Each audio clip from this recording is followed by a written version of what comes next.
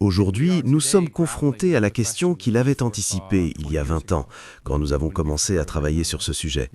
Que signifie être humain à l'ère de l'intelligence artificielle? Que signifie être un enfant, un adulte ou un dirigeant? Quel est l'impact sur l'économie et sur l'emploi? En tant qu'être humain, nous n'avons jamais eu de concurrent non humain doté d'une intelligence égale ou supérieure à la nôtre. Et c'est imprévisible. Donc l'ancien PDG de Google, Eric Schmidt, vient de donner une interview assez choquante à la Harvard Kennedy School.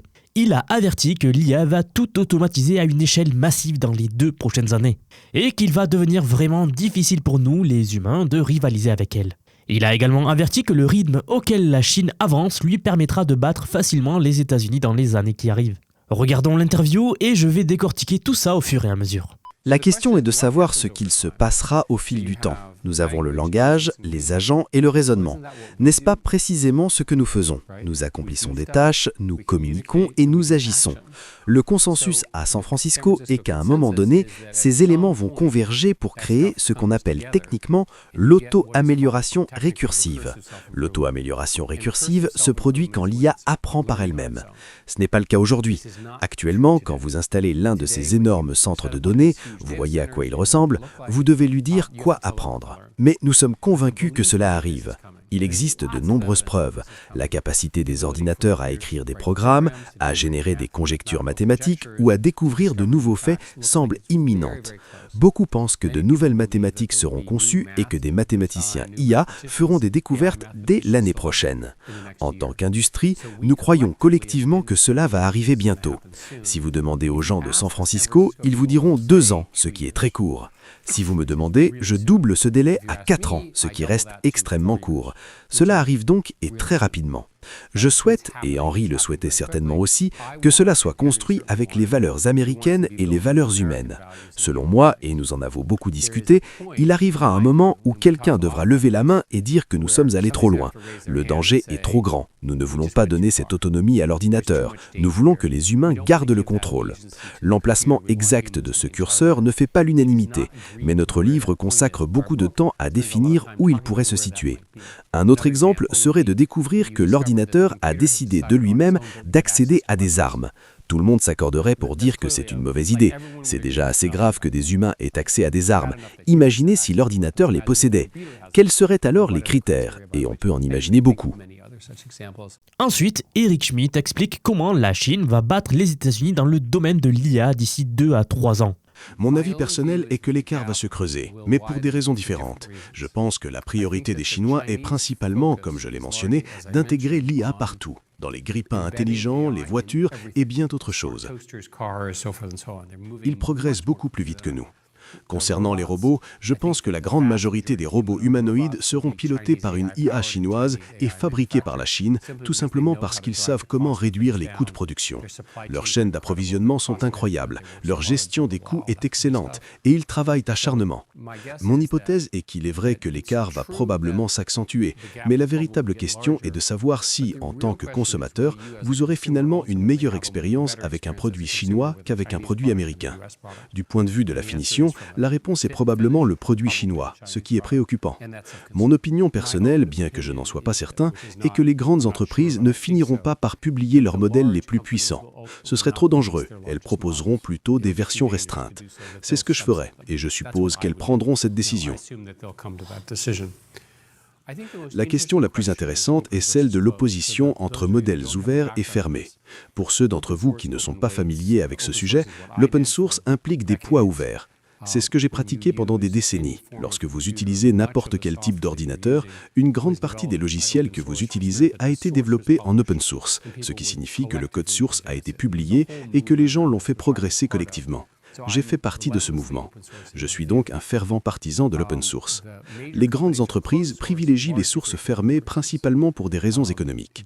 En résumé, si vous empruntez 50 milliards de dollars au marché financier, ils exigent un retour sur investissement. Leur annoncer que vous allez distribuer tous vos modèles gratuitement et qu'ils ne récupéreront probablement pas leur mise n'est pas une très bonne stratégie juridique ou financière. Le modèle américain semble donc s'être orienté vers un système fermé. Curieusement, le modèle chinois est complètement ouvert, avec des poids et des sources accessibles. Pourquoi? Je l'ignore. Une explication possible est que le gouvernement chinois a réalisé qu'il perdait la course des systèmes fermés faute d'accès au matériel. L'open source étant gratuit leur permet une prolifération massive. L'une des conséquences de cette ouverture est que la grande majorité des habitants de la planète utiliseront des modèles chinois. Pourquoi? Parce qu'ils sont gratuits. La plupart des pays n'ont pas les moyens de financer la puissance de calcul ou les centres de données requis. Ils vont simplement adopter les modèles chinois gratuitement et les intégrer. Est-ce un problème? Absolument, car cela véhicule les valeurs chinoises, leur mode d'entraînement et leurs préjugés. Nous préférerions que ces modèles soient américains. L'avenir nous le dira. Il existe quelques projets open source aux États-Unis que je soutiens, mais ils ne parviennent pas à lever les 10 milliards de dollars nécessaires sur les marchés publics pour atteindre l'échelle souhaitée. Ce sont des pépites, mais elles ne sont pas à la bonne échelle. J'ai soutenu que le gouvernement américain et les philanthropes devraient aider à les financer, mais je ne... Ok, dans cette partie suivante, Eric Schmidt parle de comment l'IA devient consciente à mesure que nous avançons vers l'AGI et l'Asie. Je m'interroge sur votre vision de la conscience chez l'IA. Pensez-vous qu'il soit possible que l'IA devienne consciente? Et si oui, à quoi ressemblerait le bien-être des modèles dans ce cas? Laissez-moi vous poser une question simple. Je vais considérer que Graham est conscient. En retour, il semble l'être et il m'accordera sûrement le même crédit. Pour les besoins de l'argumentation, l'ordinateur est à table. Si nous demandons à l'ordinateur s'il est conscient et qu'il répond oui, vous, en tant qu'étudiant brillant ici à Harvard, préparez une série de questions. L'IA répond correctement à tout. Comment savoir? Comment prouver que l'ordinateur est conscient? Comment comprendre son état de raisonnement interne? Il est possible d'analyser son fonctionnement, comme certains le font déjà. Ils observent ce qu'on appelle des super-nœuds dans la structure des poids pour voir comment il prend réellement ses décisions. Peut-être pourrions-nous découvrir la conscience par inspection, mais c'est complexe. Maintenant, nous avons cette partie suivante qui est assez intéressante. Eric Schmidt explique comment les deux nations, les États-Unis et la Chine, perçoivent la menace imminente de l'IA de manière différente. Qu'identifieriez-vous comme un facteur clé de différenciation dans l'automatisation des entreprises par l'IA en Chine, sur lequel les États-Unis doivent rattraper leur retard, ou du moins les startups de la Silicon Valley aujourd'hui? Quel est le sujet de votre doctorat? Je travaille sur le raisonnement pour les grands modèles de langage. Parfait, très bien. Quel est votre horizon temporel pour l'IA générale? Je dirais environ 6 à 7 ans. Vous voyez, ce n'est pas le consensus de San Francisco, c'est le consensus de la côte Est. Bien, nous verrons. Vous avez peut-être raison.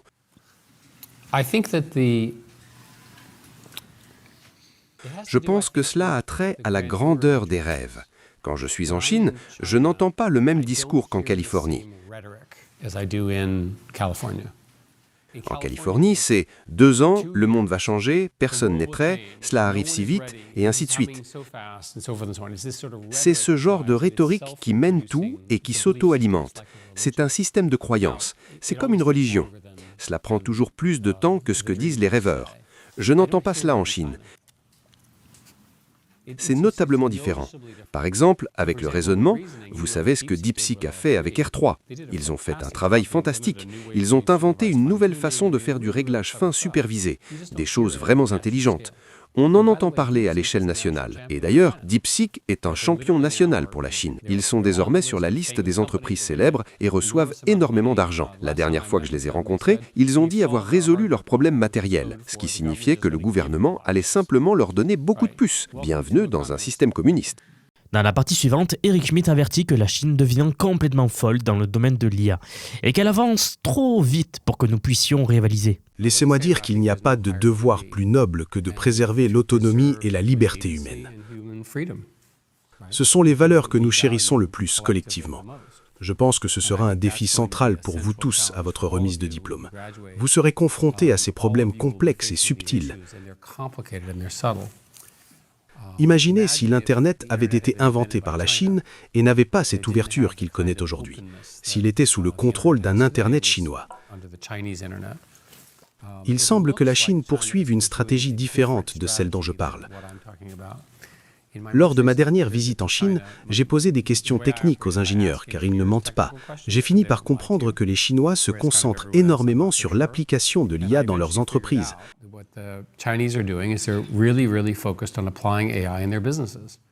Ils vont nous surpasser par la concurrence. Nous perdrons face à la Chine à cause de leur incroyable adoption de l'IA dans chaque produit. Ils sont acharnés et travaillent tellement dur. On appelle ça le 9-9-6. 9 heures du matin, 21 heures le soir, 6 jours par semaine. C'est illégal en Chine comme en Amérique, mais c'est pratiqué malgré tout. Ils arrivent. Ils ne semblent pas aussi focalisés sur la super-intelligence et le chemin que je décrivais comme le consensus de San Francisco, même si cela pourrait changer.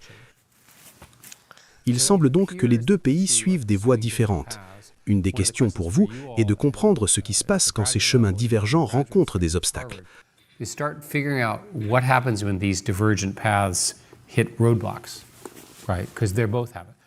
Par exemple, en Amérique, nous n'avons produit quasiment aucune nouvelle électricité car il est très difficile d'en fournir. La Chine a une électricité infinie grâce à ses investissements incroyables dans les énergies renouvelables. Ils ont installé environ 120 gigawatts de nouvelles énergies renouvelables ces 5 dernières années. Non, c'est bien plus que ça. Chaque jour, en Chine, 1 gigawatt supplémentaire d'électricité est ajouté au réseau. Toute l'année. C'est assez extraordinaire. Chaque jour.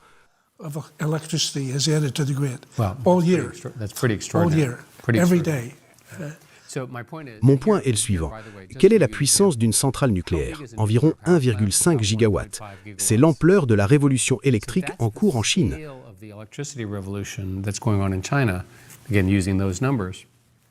Combien en avons-nous construit en Amérique? 0. Nous perdons certainement la course des renouvelables face à la Chine pour les raisons que tout le monde connaît ici. Ils ont beaucoup d'énergie, nous non. Nous avons beaucoup de puces, ils n'en ont pas. Cela installe la compétition et chacun cherchera des voies différentes. Une des questions techniques concerne ce qu'on appelle la diffusion. Vous prenez un modèle très puissant, utilisons Gemini 3, le meilleur actuellement, et vous lui posez 10 000 questions. Le système peut apprendre suffisamment des questions et réponses pour imiter le grand modèle sans le coût d'un entraînement massif.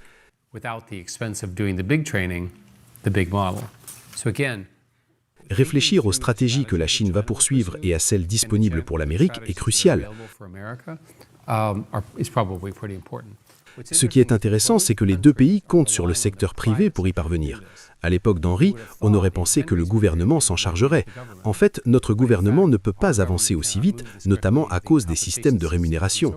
Il s'avère que c'est probablement vrai aussi pour les Chinois. Je ne sais pas si c'est le cas au niveau de la sécurité, mais je n'ai trouvé aucun grand projet étrange type Manhattan en Chine, même s'il y a énormément de gens dans les entreprises privées qui y travaillent.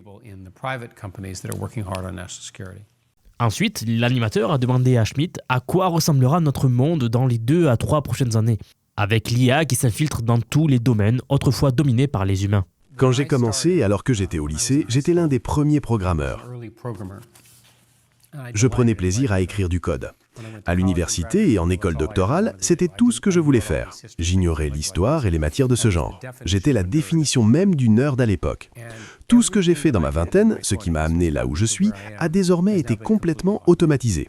Chaque aspect de la programmation que j'ai faite, chaque aspect de la conception est maintenant réalisé par des ordinateurs.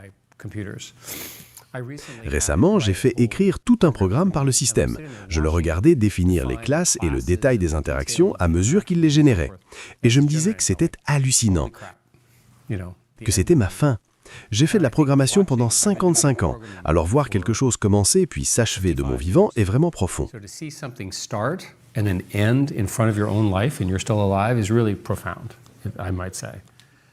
L'informatique ne va pas disparaître. Les informaticiens, du moins, jusqu'à ce qu'ils soient eux-mêmes remplacés, superviseront tout cela.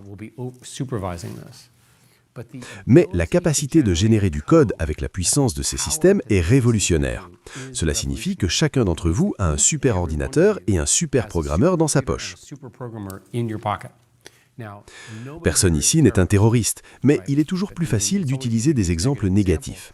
Il y a plein de jeunes hommes, pour utiliser un stéréotype, vivant dans leur sous-sol dont les mères apportent de la nourriture et qui restent sur l'équivalent de crypto 4chan ou de la paranoïa, peu importe votre poison. Ils ont tous la capacité d'utiliser ces outils pour construire des systèmes incroyablement puissants, qu'il s'agisse de cyberattaques ou d'autres choses. Il y a des indices suggérant que Magnonet, l'individu qui a tué le cadre de l'assurance, s'intéressait à cela. Des gens examinaient ses écrits. Il est en prison maintenant, bien sûr. Mais il aurait été influencé par ces outils. Je ne prouve pas de lien de causalité ici, mais c'est un exemple des recoins les plus sombres de l'humanité. Si l'on donne ces outils à ces personnes, nous devons être prêts. L'industrie en est bien consciente et nous y travaillons. Il est crucial que les systèmes de défense soient performants. La solution finale face à l'IA malveillante est d'ailleurs l'IA combattant l'IA. La bonne IA luttant contre la mauvaise. Et c'est ainsi que la situation se résoudra. J'aimerais vous dire que depuis quelques mois déjà, j'ai construit un programme d'apprentissage unique. Je vous apprends l'IA sous tous ses aspects. C'est un parcours pensé pour vous transmettre tout ce que je sais. Alors non seulement sur les modèles comme ChatGPT, Gemini de Google, Grok que l'on vient de voir, mais bien d'autres. Je vous montre surtout en fait la manière de les intégrer concrètement dans votre vie, dans votre travail, dans vos projets. Et ce, que vous soyez salarié, indépendant, entrepreneur ou même à la retraite. Nous avons beaucoup de retraités dans la communauté. J'ai récemment sorti la plus grosse mise à jour à ce jour de la formation. Ça fait un petit moment que j'en parlais, mais ça y est, elle est là, elle est en ligne. Donc, un module entièrement dédié à l'automatisation par IA. Autrement dit, la création des agents IA, des espèces de salariés virtuels qui vont travailler pour vous et tout faire pour vous. En somme, vous faire gagner des heures et des heures et des heures. Vous êtes déjà plus de 4500 personnes à avoir rejoint ce programme, donc nous approchons des 5000, merci pour le soutien. Et enfin, sachez qu'il n'y a pas besoin d'être développeur, pas besoin d'avoir un profil technique, je vous prends par la main, et pas à pas avec des leçons vidéo claires, des cas pratiques concrets, on voit tout ce qui touche à l'IA. Dernier point, mais pas des moindres, si vous nous rejoignez aujourd'hui, vous aurez accès à toutes les évolutions du futur sans surcoût, accès illimité à vie à tout ce que je veux vous apprendre. Donc aujourd'hui, c'est un paiement unique, ce n'est pas un paiement mensuel, c'est juste un paiement unique et vous aurez accès à vie à toutes les mises à jour que je vais faire en permanence et que je fais en ce moment même. Si cela vous intéresse, vous avez les liens en dessous de la vidéo, donc soit en description, soit en commentaire épinglé pour nous rejoindre. Dans tous les cas, moi, je serai très heureux de vous accueillir dans le programme. Si vous êtes encore là, merci d'avoir regardé jusqu'au bout et je vous dis à très vite pour la prochaine vidéo.